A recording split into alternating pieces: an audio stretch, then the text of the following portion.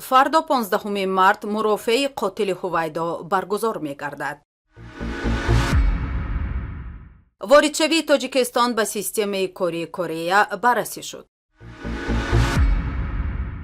боздошти фаъоли сиёсии тоҷик дар Беларусия. дар Русия мехоҳанд мардон то 30-солагӣ ба хидмати ҳарбӣ даъват карда шаванд. қарор аст фардо 15 март мурофиаи додгоҳи Александр Сёмин, фашисти муттаҳам ба таҷовуз ва қатли Ҳувайдо Тиллозода, духтари 5-солаи тоҷик баргузор гардад. Ин мард 22 июли соли 2018 Ҳувайдои хурдсолро бераҳмона таҷовуз карда сипас кушта буд.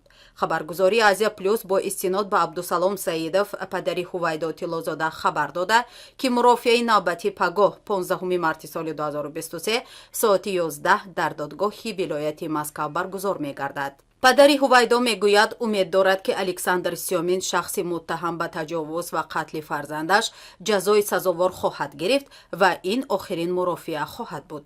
бояд гуфт, ки бори охир 22 июни соли 2021 мурофиаи додгоҳи Александр Сёмин баргузор гардида буд, ки ҳеҷ натиҷа надод. ёдрас мекунем, ки Ҳувайдо Тиллозода рӯзи 22 июли соли 2018 аз майдончаи назди хонаашон дар шаҳри Серпухова нопадид шуд ва як рӯз пас ҷасади ӯро дар борхалтаи варзишӣ пайдо карданд. дар ин ҳодиса Александр Сёмин муттаҳам шуд, ки дар ҳамсоягии онҳо мезист. ташхиси судиву тиббӣ нишон дод, ки нахуст ба номуси ӯ таҷовуз шуда, сипас духтарча бо курд кушта шудааст. ҳодисаи қатлу таҷовузи Ҳувайдои 5сола яке аз ҳодисаҳои пурсарусадо дар Тоҷикистон ва расонаву шабакаҳои иҷтимоӣ буд.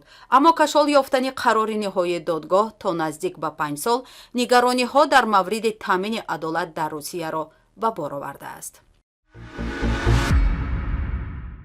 гулнора ҳасанзода, вазири меҳнат, муҳоҷират ва шуғли аҳолии Тоҷикистон бо сафири ҷумҳурии Корея дар Тоҷикистон Квон Донг Сок масъалаи ба системаи иҷозати кор дар Кореяи Ҷанубӣ шомил шудани Тоҷикистонро баррасӣ карданд.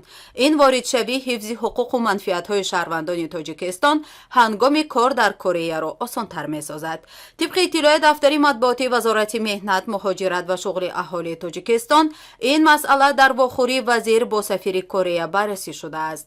зимни мулоқот тарафҳо дар бораи ба диверсификатсияи муҳоҷирати меҳнатӣ ба имзорасонии лоиҳаи созишномаи байни ҳукуматӣ дар хусуси интиқоли қувваи корӣ ба Кореяро баррасӣ карданд. тарафҳо ба воридшавии Тоҷикистон ба системаи иҷозати кор дар ин кишвар ва механизми татбиқи корӣ аз Тоҷикистон барои корҳои мавсимӣ дар ин кишвар гуфтугӯ карданд. сафир Квон Донг Сок омодагии худро барои мусоидат дар баррасӣ ва ба имзорасии лоиҳаи созишномаи байни ҳукуматӣ дар бораи ба интиқоли қувваи корӣ ба Корея ва воридшавии Тоҷикистон ба системаи иҷозати кор дар ин кишвар бо мақсади ҳифзи ҳуқуқу манфиатҳои шаҳрвандони Тоҷикистон зимни фаъолияти меҳнатӣ дар ин кишвар изҳор намуд. як фаъоли сиёсии тоҷик Низомиддин Насриддинов дар Белорус боздошт шуд ва ба ӯ хатари истирдод ба Тоҷикистон ва шиканҷаву бадрафторӣ дар он ҷо таҳдид мекунад. Насриддинов 8 январи имсол ҳангоми гузаштан аз сарҳади Белорус дастгир шуда, аз он замон то ҳоло дар боздоштгоҳи шаҳри Гродно аст. дар ин бора Радио Озодӣ бо истинод аз гуфтаи Энира Браницкая, намояндаи созмони Human Constant хабар дода афзудааст, ки Додситонии кулли Тоҷикистон рӯзи 21 феврали имсол истирдоди Насриддиновро хостааст. ба иттилои манбаъ, Низомиддин Насриддинов, ки соли 2017 дар суханронияш дар нишасти Созмони амният ва ҳамкорӣ дар Аврупо худро гурӯҳи 24 муаррифӣ кардааст, аз октябри соли 2015 дар Олмон месист. мақомоти он кишвар ба ӯ ва оилааш санади паноҳандагӣ доданд. Низомиддин Насриддинов дар Тоҷикистон ба даъвати оммавӣ ба фаъолияти экстремистӣ моддаи 307 замимаи 1 кодекси ҷиноӣ гумонбар аст. дар айбнома Додситонии кулли Тоҷикистон навиштааст, ки ӯ дар Фейсбук маводи вобаста ба Ҳизби Наҳсати Исломии Тоҷикистонро нашр карда, дар Ютуб ҳам кадом видеоро дар бораи президенти Тоҷикистон гузоштааст.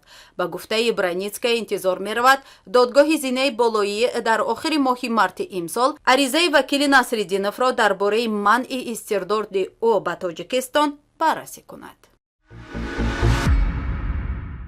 дар русия пешниҳод шудааст ки ҳадди болои синни даъват ба хидмати ҳарбӣ аз 1 январи соли 2024 то 30 солагӣ ва лимити поёнӣ дар тӯли 3 сол тадриҷан то 21 сол боло бурда шавад. Ин тағйиротро қаблан Шойгу вазири дифои Русия эълон карда буд.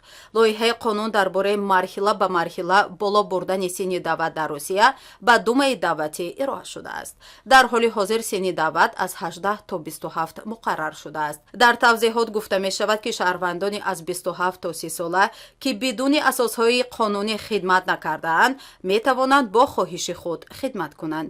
Дар сурати эътибор пайдо кардани ин қонун, шаҳрвандони Русия ки синнашон ба 18 расидаанд низ метавонанд бо навиштани аризаи мувофиқ ба ҳайати комиссияи даъват аз ин имкон истифода кунанд. طبق لایحه قانون شهروندانی که علکه از خدمت به تأخیر افتاده‌اند می‌توانند تا به آخر رسیدن مهلت اعتبار و یا تا از بین رفتن اساسهایشان استفاده برند.